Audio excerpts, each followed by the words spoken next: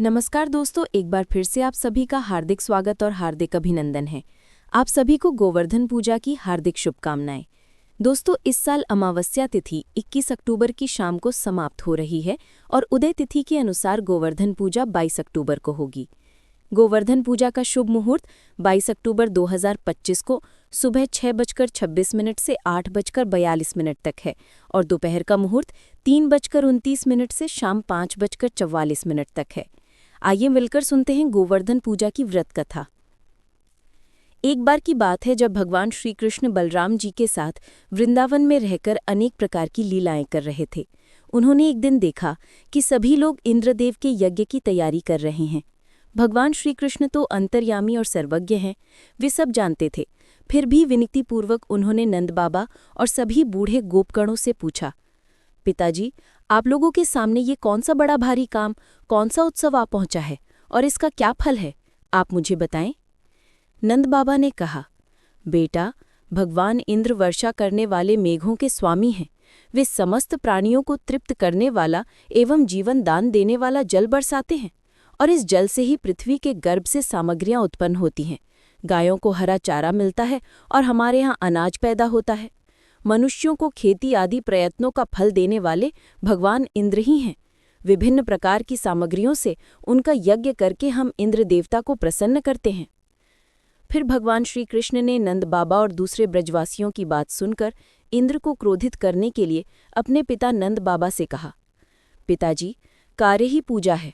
मनुष्य को चाहिए कि पूर्व संस्कारों के अनुसार अपने वर्ण और आश्रम के अनुकूल धर्मों का पालन करते हुए कर्म का ही आदर करे। जिसके द्वारा मनुष्य की जीविका अच्छी तरह चलती है, वही उसका ईष्ट देव होता है। इसलिए पिताजी, हमें गायों, ब्राह्मणों और गिरिराज जी का पूजन करना चाहिए।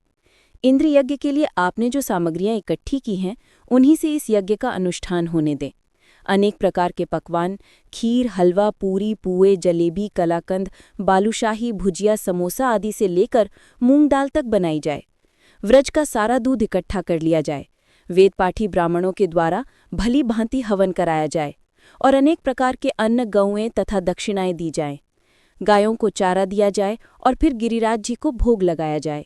इसके बाद खूब प्रसाद खा पीकर सुंदर सुंदर वस्त्र पहनकर गहनों से सज लिया जाए और चंदन लगाकर गौ, ब्राह्मण, अग्नि तथा गिरिराज गोवर्धन की परिक्रमा की जाए। पिताजी, मेरा तो यही मानना है। नंद बाबा और ब्रजवासियों ने कहा, बेटा, हमें तो इससे कोई आपत्ति नहीं है, लेकिन इंद्र महाराज नाराज हो गए तो फिर इंद्र के कोप से तुम्हें ही हमारी रक्षा करनी होगी। हमारी संपूर्ण अभिलाषाओं को जिस प्रकार इंद्र पूरा करते हैं, उसी प्रकार तुम्हें इसे पूरा करना होगा। भगवान श्रीकृष्ण ने नंद बाबा आदि सभी की बातों को मान लिया, क्योंकि कालात्मा भगवान श्रीकृष्ण की इच्छा थी कि इंद्र के घमंड को चूर किया जाए। भगवान श्रीकृष्ण ने जिस प्रकार यज्ञ करने को कहा था, वैसा ही यज्ञ उन सब ने प्रारंभ किया। पहले ब्राह्मणों से पूजा कराकर उसी सामग्री से गिरिराज और ब्राह्मणों को सादर भेंट दी।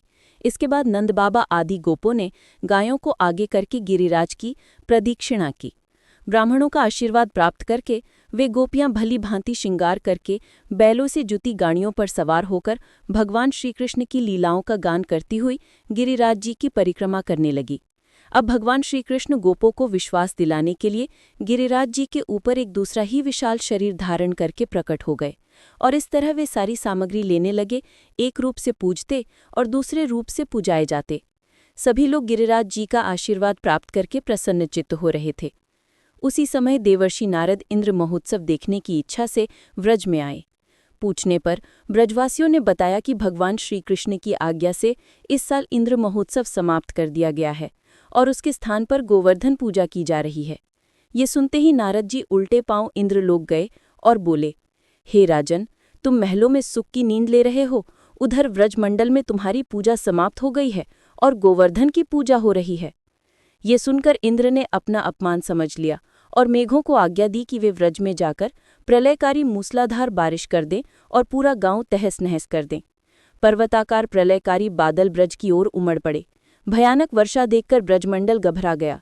सभी ब्रजवासी श्रीकृष्ण की शरण में जाकर बोले, भगवान, इंद्र हमारी नगरी को डुबोना चाहता है, अब क्या किया जाए। श्रीकृष्ण ने उन सभी को सांत्वना देते हुए कहा, तुम लोग गायों सहित गोवर्धन की शरण में चलो, वही तुम्हारी रक्षा करेंगे। इस तरह सभी ग्वारबाल गोवर्धन की तराई में पहुंच गए। श्री कृष्ण ने गोवर्धन पर्वत को अपनी छोटी उंगली पर उठा लिया और 7 दिन तक गोपिकाओं ने उसी की छाया में सुखपूर्वक निवास किया। भगवान की कृपा से उन्हें एक भी छींटा नहीं लगा। इससे इंद्र को महान आश्चर्य हुआ। तब भगवान की महिमा उसे समझ में आ गई और उसका गर्व नष्ट हो गया। अब वह स्वयं व्रज में गया और भगवान श्री कृष्ण के चरणों में गिरकर अपनी मूर्खता के लिए पश्चाताप करने लगा। 7वें दिन भगवान ने गोवर्धन को नीचे रख दिया और इस तरह हर वर्ष गोवर्धन की पूजा करके अन्नकूट का उत्सव मनाने की आज्ञा दी। तभी से ये उत्सव अन्नकूट के नाम से मनाया जाता है।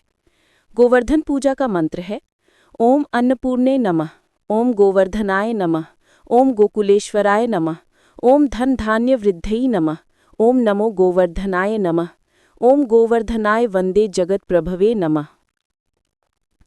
दोस्तों, गोवर्धन पूजा के बाद भगवान गोवर्धन अर्थात भगवान श्री कृष्ण की आरती भी जरूर करें। तो ये थी आज की कथा। आपको आज की ये कथा कैसी लगी कमेंट करके ज़रूर बताएं।